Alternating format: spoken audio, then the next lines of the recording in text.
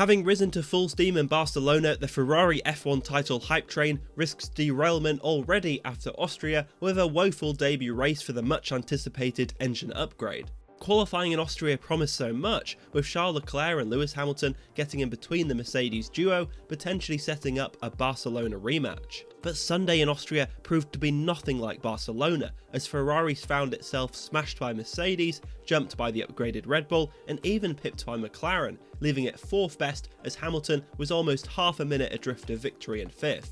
Things were even worse for Leclerc, who was another 19 seconds down the road from Hamilton in 8th. Both drivers were baffled at the day-to-day downturn, something Leclerc described as being difficult to understand. So what exactly went so wrong for Ferrari? How did it go from race winner to being 4th best in the very next round despite successfully upgrading its power unit?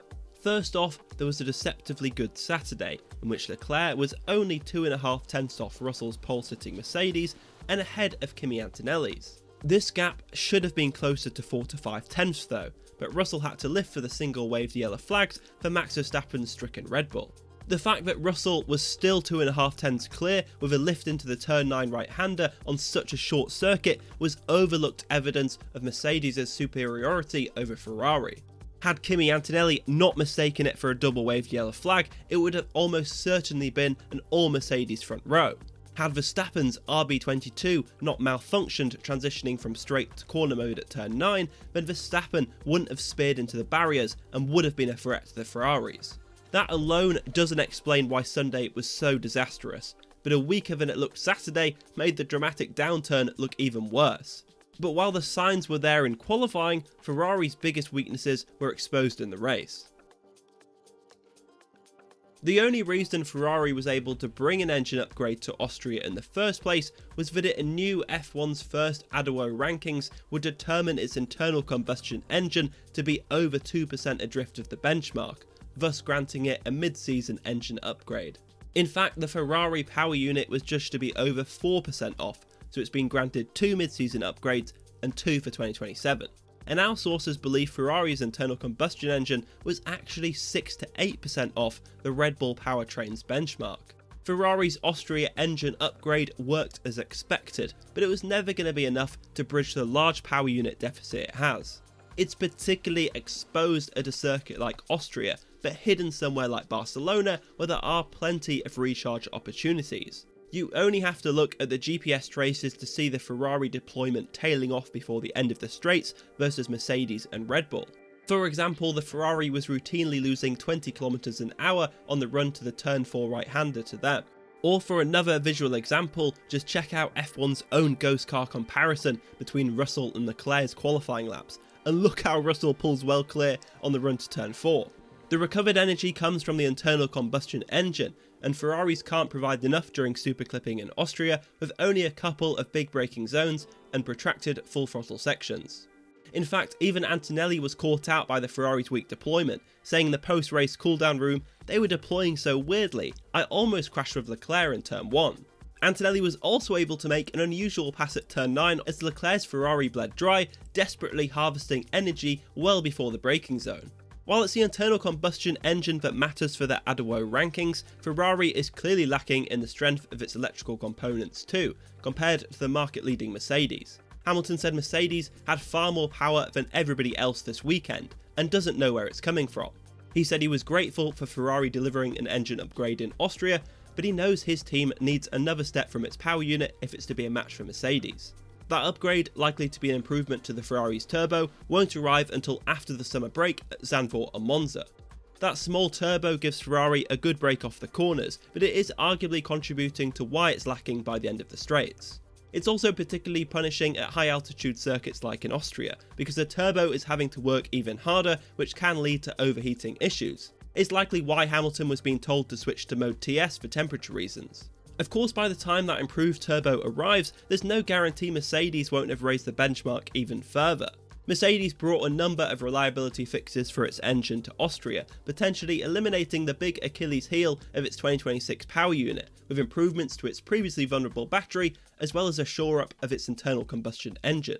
As Mercedes was judged to be more than 2% off the benchmark engine by ADWO, Mercedes can also bring a performance upgrade mid-season, as well as an extra upgrade for 2027. Austria was another extremely hot race with track temperatures soaring to around 50 degrees for the second successive weekend, but the picture was very different to Barcelona. The Red Bull Ring is much tougher on rear tyres, while Barcelona is far more balanced between front and rear degradation. Plus, at Barcelona, things were much more finely balanced between 2 and 3 stops, so Ferrari, with its poorer tyre degradation, could somewhat bail itself out by committing to the 3 stops and less tyre conservation. Whereas in Austria, it was clear that the 2-stopper was the quicker strategy, but Ferrari had to use the slower 3-stop strategy because its tyre degradation was that bad. It could live with Verstappen's Red Bull over a single lap, but so much damage was done to its rear tyres over a race distance that it was only the 3rd or 4th best car on Sunday. Leclerc called it an incredibly difficult race and complained a very low grip at the rear. Neither driver was likely helped by the large cooling inlets required on the Ferraris this weekend atop the engine cover, bigger than those on the Mercedes and Red Bull. They're a necessary evil to cool the power unit, but something that would only added to its rear tyre degradation because of the aerodynamic efficiency penalty it carries. And to make matters worse for Ferrari, mistakes were made because it ended up racing the wrong cars. Ferrari team boss Fred Vasseur admitted the Ferraris pushed too hard in the opening laps, reacted too aggressively on strategy, and erroneously focused on the Mercedes. Vasseur admitted realistically that wasn't our race today, as Ferrari was instead fighting McLaren and the second Red Bull of Isaac Hadjar. Hamilton felt he could have beaten McLaren's Oscar Piastri had the team granted Hamilton's request to start on the softs rather than the mediums it started him and Leclerc on. Piastri probably was beatable for Hamilton, but as Leclerc said, you can always do slightly better with hindsight, but I think whenever the pace is not good, whatever strategy you do, it doesn't look great. Ferrari was certainly never going to end up anywhere near the podium, whatever strategy it was on. It's why Hamilton called it a reality check for the team, and part of the problem is Ferrari doesn't fully understand why it was so strong on Sunday in Barcelona, as well as why the pace disappeared in Austria. If you looked closely enough, the signs were there in Barcelona that Ferrari's tyre degradation wasn't a match for the Mercedes. And with hindsight, you might suggest Barcelona was simply a perfect storm of factors. Hamilton could run 4 aggressive stints with minimal tyre conservation on a track where the impact of Ferrari's energy deployment shortfall is lessened. That Mercedes beating weekend could still well be repeated, but it does suggest Ferrari isn't yet a title contender if its challenge falls so dramatically off at circuits like the Red Bull Ring. And next up is Silverstone, a track with similar energy demands to Austria. Not good news for Ferrari or Hamilton's hopes of challenging for victory on home soil. As Hamilton was at pains to point out whenever he was asked about his hopes for Silverstone in Austria, there are a lot of straights at Silverstone, and there are very few big braking zones where the Ferrari can recover the energy it needs to avoid tailing off quicker than the Mercedes and Red Bull at places like on the run down to Copse. Silverstone is going to be a really tough energy challenge, as Verstappen's early sim review showed. He started laughing when driving his first laps in a 2026 car in the virtual world on it. He said you can't really charge the batteries and you have very little energy to spend on the next straights, aka Ferrari's nightmare.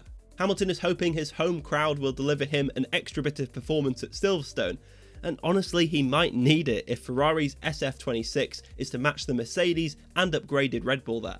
The title dream is still far from over. Ferrari's car is still great in the corners, but its current straight line weakness means it's hard to see how it can be a regular Mercedes beater until its all-important next engine upgrade arrives after the summer break. Which at least means Ferrari might not be shown up at the end of Monza straights at least.